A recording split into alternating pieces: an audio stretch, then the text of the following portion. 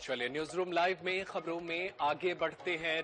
News room live की तीसरी खबर का रुख करते हैं। तीसरी खबर है ऐलान के बाद आचार संहिता लागू। दरअसल मध्य प्रदेश में उपचुनाव होने हैं। बुधनी जैसे हाई प्रोफाइल सीट पर भी उपचुनाव होगा। इसके अलावा विजयपुर सीट को लेकर के भी ऐलान कर दिया गया है, जहां पर 13 अक्टूबर को मतगणना होगी। 13 नवंबर को माफ कीजिएगा वोट डाले जाएंगे। मतदान की तारीखों के ऐलान के साथ ही श्योपुर और सीहोर जिले में आदर्श आचार संहिता लागू हो गई है।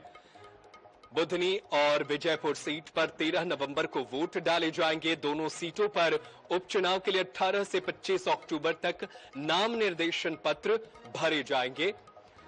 13 नवंबर को वोटिंग होगी, वहीं 23 नवंबर को मतगणना का काम किया जाएगा। बुधनी की सीट शिवराज सिंह चौहान के लोकसभा सदस्य चुने जाने के बाद से खाली हुई थी, जबकि विजयपुर सीट से रामनिवास रावत का इस्तीफा देकर भाजपा में शामिल हो गए थे, जिसके बाद से ये सीट खाली है और यहां पर उपचुनाव होंगे। 13 नवंबर को वोटिंग डाले जाएंगे और वहीं 23 नवंबर को जो है मतगणना का काम किया जाएगा। निर्देश है कि जब कोई उपचुनाव होता है और अगर जिले में नगर निगम है तो केवल जो असेंबली कंस्टिट्यूएंसी होती है उसमें आचार संहिता लगती है, लेकिन क्योंकि ये दोनों जिले ऐसे हैं जिनमें नगर निगम नहीं है तो पूरे जिले में हमारा कोड ऑफ कंडक्ट रहेगा। हम लोग कहते हैं कि आचार संहिता का सख्ती से पालन किया जाएगा। उपचुनाव का जो रूपरेखा है वो इस प्रकार है। 18 अक्टूबर से नाम निर्देशन पत्र भरे जाएंगे, इसी पे नोटिफिकेशन जारी होगा। जो समीक्षा है, जो स्क्रूटनी है वो 28 अक्टूबर को होगी और नाम वापस लेने की तिथि 30 अक्टूबर है। मतदान की तारीख 13 नवंबर है और मतगणना 23 नवंबर 2024 को होगी। और चलिए इसी खबर पर आप तक ज्यादा जानकारी पहुंचाते हैं। अपने सहयोगी का रुख कर लेते हैं। हमारे साथ अनुराग मालवीय हमारे सहयोगी भोपाल से फोन लाइन पर जुड़े हुए हैं, फोन लाइन पर मौजूद हैं।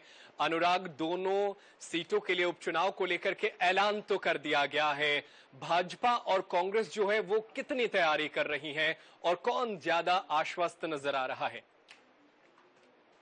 देखिए, दोनों ही सीटों पर जो है तैयारियां दोनों पार्टियों की हैं, लेकिन अगर हम देखें जो अभी तक के सियासी समीकरण है तो बीजेपी बहुत कन्वीनियंट पोजीशन में है, क्योंकि एक सीट जो है वो विजयपुर की है, जहां से रामनिवास रावत भारतीय जनता पार्टी के तय प्रत्याशी हैं।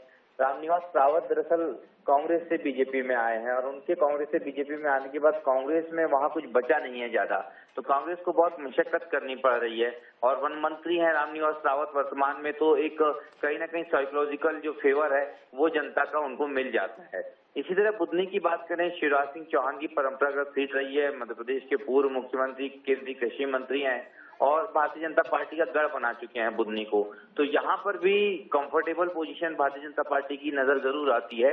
लेकिन क्या शिवराज सिंह चौहान के बाद जिस नए चेहरे के साथ भाजपा जाएगी उसको कितना जनता सपोर्ट करेगी, ये देखने वाली बात होगी। और ये इस बात पर भी तय करेगा कि कांग्रेस किस तरह का उम्मीदवार मैदान में उतारती है, क्योंकि राजकुमार पटेल जो पहले बुधनी से विधायक और बड़े सक्रिय नेता हैं कांग्रेस के, वो लंबे समय के बाद बुधनी में सक्रिय दिख रहे हैं। अगर वो मैदान में उतरते हैं तो एक बड़ा रोचक मुकाबला देखने को मिल सकता है। फिर भी अगर दोनों ही पार्टियों की बात करें तुलनात्मक रूप से तो थोड़ी सी बेहतर स्थिति फिलहाल भाजपा की जरूर नजर आती है। जी बिल्कुल, सत्ताधारी दल हाल ही में सत्ता में वापस लौटे हैं तीसरी बार। ऐसे में डॉक्टर मोहन यादव के साथ जो है वो बीजेपी आश्वस्त है कि राज्य में जितने भी उपचुनाव होंगे उसमें कामयाबी मिलेगी। वहीं कांग्रेस पार्टी और जीतू पटवारी लगातार कोशिश करेंगे कि वो इस उपचुनाव में जीत हासिल करे ताकि कार्यकर्ताओं को इससे नया बल मिल सके। बहुत शुक्रिया ब्यूरो प्रमुख अनुराग मालवीय, तमाम जानकारी के लिए। आप नजर बनाए रखिएगा, आगे भी आपसे जानकारी हासिल करते रहेंगे।